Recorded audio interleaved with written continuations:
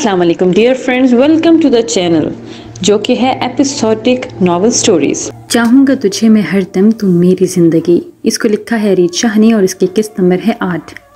बाबा साहब का बस नहीं चल रहा था कि वो हानि को भी घर बुला लें। वो कभी सोच भी नहीं सकते थे कि जिस पर उन्होंने इतना यकीन किया वो इस तरह से धोखा दे गया। हादी ऐसे कैसे कर सकता है? वो कैसे उनका यकीन तोड़ सकता है? उनका दिल चाहा कि वो बिलाल को फ़ोन करके हानि को वापस बुला लें। फिर ये सोचकर चुप हो गए कि वो बिलाल से नज़रें कैसे मिलाएंगे जो उनके भरोसे हानि को वहाँ छोड़कर आया है। उन्हें हादी से कभी ऐसी उम्मीद न थी। वो बेशक तानिया की औलाद था, लेकिन उसकी तरबियत हाशिम ख़ानदान ने की थी। तो क्या उनकी तरबियत गलत थी? तो क्या हानि की मासूमियत का नाजायज़ फ़ायदा उठाने वो लेकर गया था क्या उसको? तानिया ने उनसे कहा था कि वो उसने झूठ बोला है। तानिया हानि से मिलना चाहती है, जबकि ऐसा कुछ नहीं था। ये तो सिर्फ एक बहाना था हानि को लेकर जाने का। सिर्फ कुछ दिन तो बाकी थे। हादी, हानि जिंदगी भर के लिए तुम्हारी हो जाती। तुम अपनी ही चीज़ के लिए कुछ दिन सब्र ना कर सके? तुम तो कहते थे कि तुम हानि को कभी तंग नहीं करोगे क्योंकि तुम हमारा दिल कभी नहीं दुखा सकते। तो फिर तुमने ऐसा क्यों किया हादी? क्यों हमारी मोहब्बतों को बेमोल कर रहे हो? वो तुम्हारी ही है, आज नहीं तो कल तुम्हारे ही पास आएगी। वो ख्यालों में हादी से मुखातिब थे। नहीं हादी, तुम ऐसे नहीं कर सकते। कहीं ऐसा तो नहीं कि तुमने मेरी नज़रों में गिराने की मुझे ही कोशिश की हो? तुम मुझसे दूर करने के लिए तुमने झूठ बोला था? या ये भी तो हो सकता है कि तानिया एक बार फिर से हादी को मुझसे दूर करना चाहती हो और ये सब उसी की प्लानिंग हो। ये भी तो हो सकता है कि मैं हादी को गलत समझ रहा हूँ। लेकिन हादी का फ़ोन तानिया के पास क्या कर रहा था? मुझे जल्दबाजी में कोई कदम नहीं उठाना चाहिए। मैं सुबह हादी को फ़ोन करता हूँ। मुझे मेरे हादी पर यकीन है, मुझे मेरी तरबियत पर यकीन है। मुझे यकीन है कि मेरा हादी कभी मेरा सर झुकने नहीं देगा। अपनी सोचों को झुटलाकर उन्होंने सुबह हादी को फ़ोन करने के बारे में सोचा।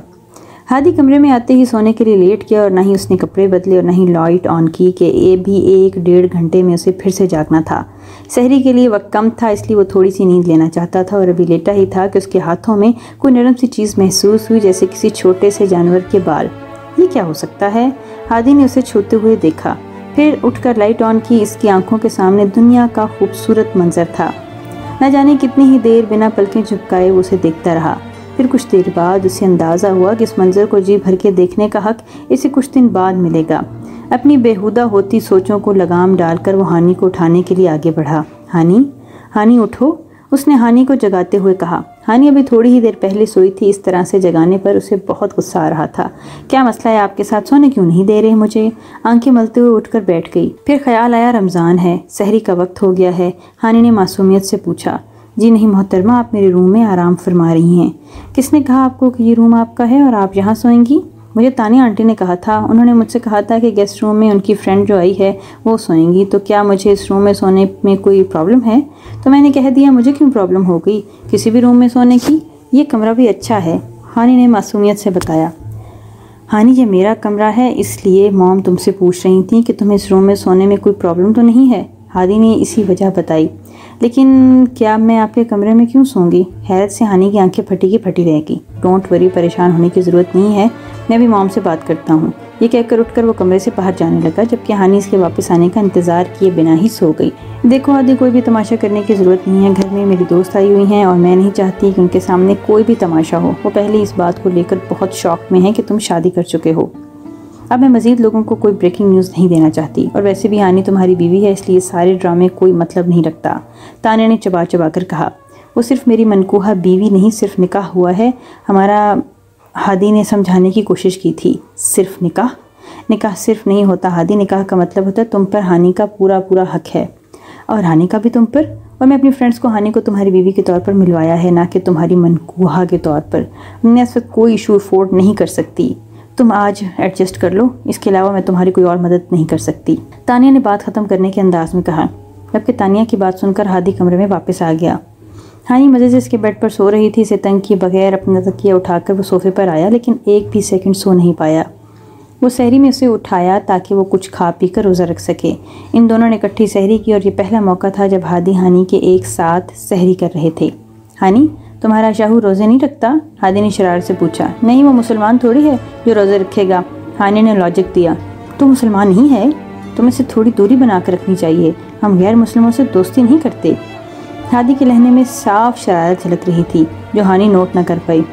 मैं कल ही इसे मुसलमान कर दूंगी, हानि ने फैसला किया। जिस पर हादी को अपनी मुस्कुराहट छुपाना बहुत मुश्किल लगा, इसलिए फ़ौरन उठकर बाहर निकल आया। खूब उलट पुलट कर होकर हंसा था वो। हानी फजर के बाद फिर से हादी के कमरे में सो गई और उसके करीब आंखें 11 बजे के करीब ही खुली।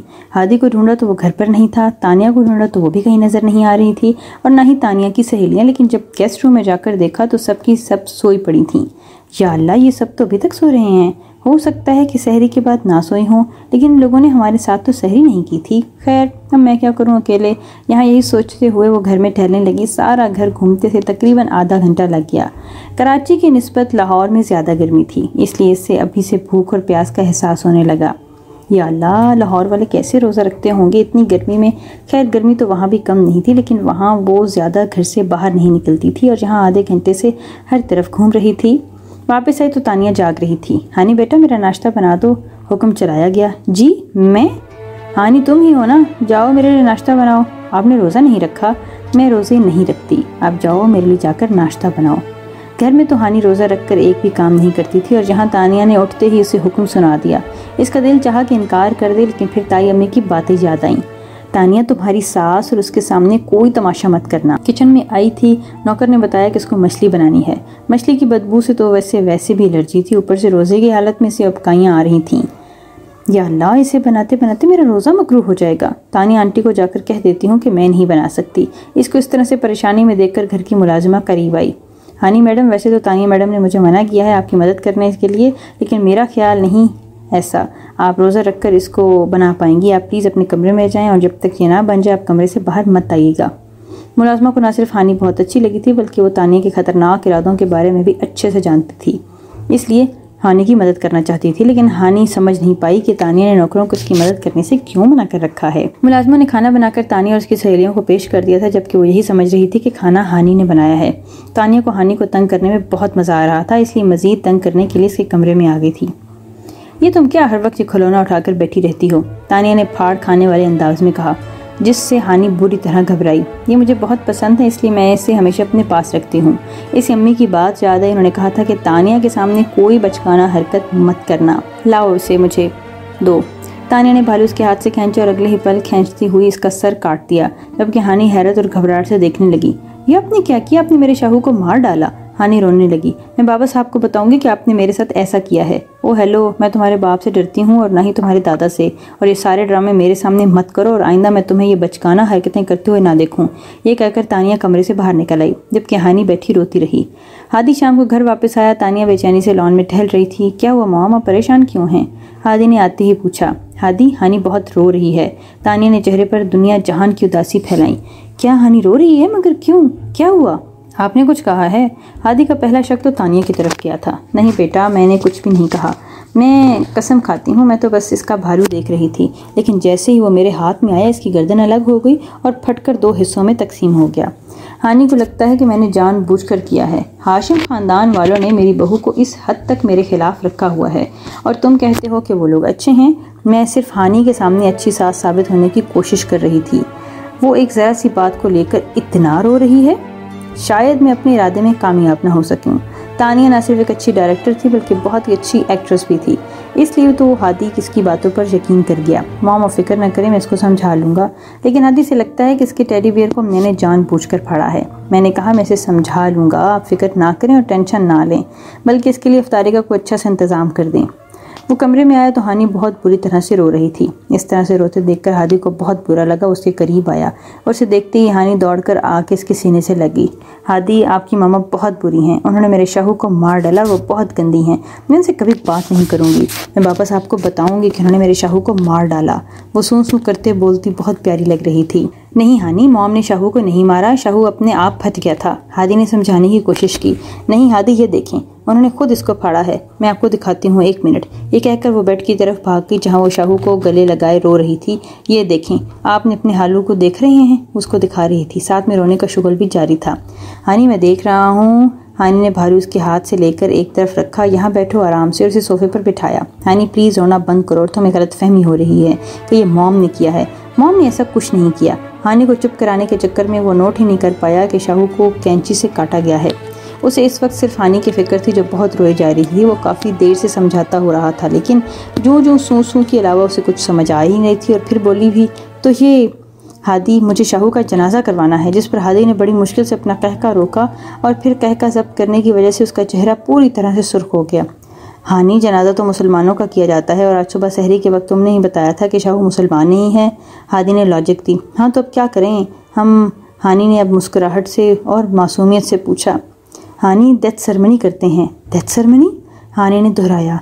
हानी, जैसे अंग्रेज़ लोग करते हैं ना, ईसाई वगैरह। लड़के 3 पीस सूट पहनते हुए, लड़की वाइट ड्रेस और हाथ बांधकर कुछ देर खड़े रहते हैं और फिर एक ताबूत में बॉडी को डालकर इसे दफना देते हैं। बिल्कुल वैसे ही हम अपने शाहू को अलविदा कहेंगे। हादी ने दुनिया भर की उदासी अपनी आवाज़ में समोकर कहा। ठीक है हादी, लेकिन मेरे पास तो ड्रेस ही नहीं है। हानी ने मासूमियत से बताया। कोई बात नहीं, चलो आओ, हमें भी लेकर आते हैं तुम्हारे लिए वाइट ड्रेस, ताकि तुम अपने शाहू को अलविदा कह सको। वो हानी को आगे पीछे लगाने में कामयाब हो चुका था और अब वो कर रहा था बाजार जाने की तैयारियां। उसे बाजार लेकर आया तो हानी ने सबसे पहले वाइट ड्रेस लिया। हादी ने इसके लिए ईद का ड्रेस लिया। हादी, मैं हमेशा बाबा साहब का दिलवाया हुआ ड्रेस पहनती हूँ। ईद पर हानी ने बताना ज़रूरी समझा। कोई बात नहीं, इस पर मेरा दिलवाया हुआ पहन लेना, हादी ने मुस्कुरा कर कहा। फिर इसके साथ ज्वेलरी, चूड़ियाँ, मेहंदी सब कुछ लेकर दिया। फिर शाम को वो जब घर वापस आया तो उनकी अफ्तारी के लिए बहुत ज़्यादा इंतजाम किए थे। हानी मेरी जान, मैंने सब कुछ तुम्हारी पसंद से बनाया है। तानिया का शरीर टपकता अंदाज़ा हानी को बिल्कुल न भाया, लेकिन फिर भी सुकून से इफ्तारी कर लें क्योंकि इसने 2 दिन के बाद चले जाना है। कार में तानिया को क्यों कुछ कहती, उसने ये भी फैसला कर लिया था कि वो दोबारा यहाँ कभी नहीं आएगी। इफ्तारी के बाद शाहू की डेथ सेरेमनी, जिस पर हादी बहुत कोशिश के बावजूद भी अपनी हंसी पर काबू नहीं कर पाया था, लेकिन वो भी जानता था कि हानी ने इसकी हंसते देख लिया तो उसकी नाराज़गी पक्की, और अभी तो उसकी मोहब्बत को समझने लगी थी। अब उसकी नाराज़गी पर लेकर वो कोई भी रिस्क नहीं लेना चाहता था।